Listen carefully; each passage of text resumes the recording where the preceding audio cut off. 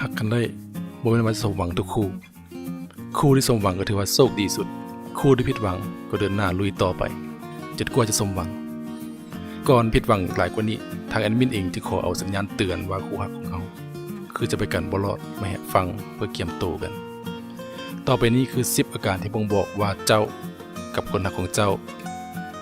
คือจะไปกันบ่รอด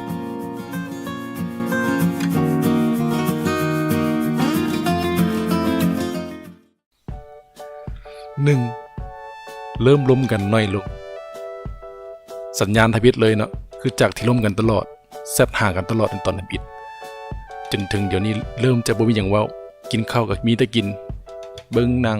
ฟังเพลงก็พากันเงียบไว้ล้มกันหลายคือแต่ก่อน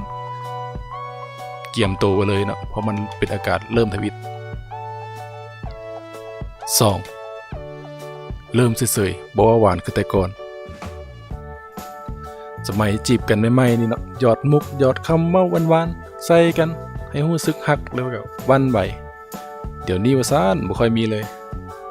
บางครั้งก็ถามแบบเดิมๆล้มกันแบบเก่าๆระวังไว้กันแล้วกัน 3. บ่เว้าเรื่องวางแผนอนาคตนำกันเลยคือแบบคบกันไปเรื่อยๆกินข้าวเบิ่งหนังใช้คำว่าแฟนนำกันอยู่แต่ก็เป็นแบบเก่าๆบ่มีหยังเพิ่มขึ้น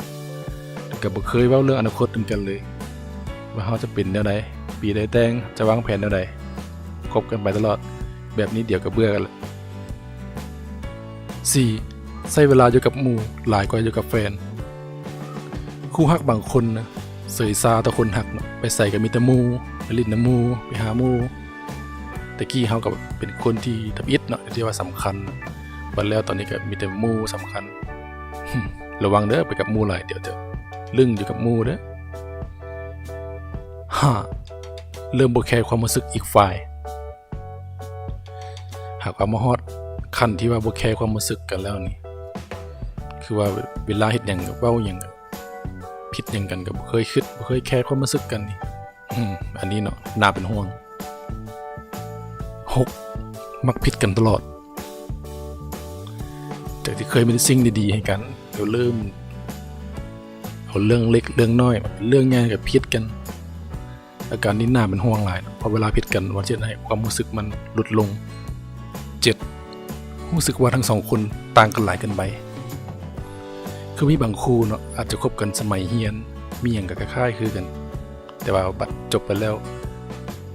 เฮ็ดเวียกเฮ็ดงานไปก็เจอหลายคนสังคมพาไปก็มีแนวคิดที่ว่าต่างไปจากเก่าหรือว่าบางคู่แบบมีแนวแบบแตกต่างกันเช่นฐานะครอบครัวการใช้เวลาต่างๆคนนึงมักไปลิ้นอีกคนบ่มักไปใส่อันนี้ก็ระวังไว้คือกัน 8. อยู่ไกลกัน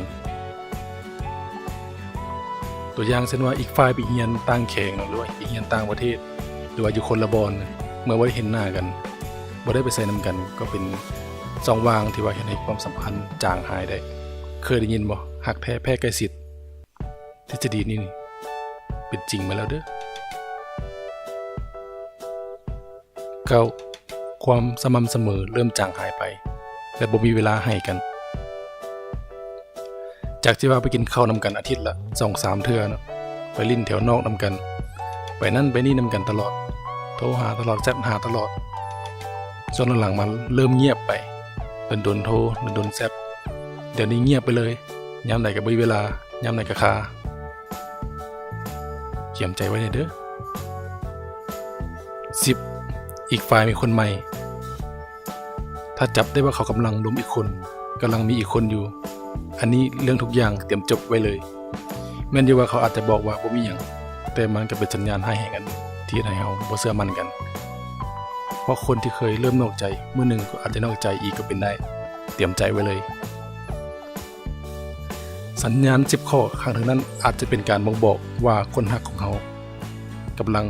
จะจางหายไปหรือจบลงยังมีอีกหลายข้อแต่แอดมินขอสรุปมาให้10ข้อแบบใหญ่ๆเอามาให้ฟังความรู้กันเมื่อเริ่มเป็นข้อใดข้อหนึ่งก็จะถือเบาเนาะมันจะให้ความสัมพันธ์ของ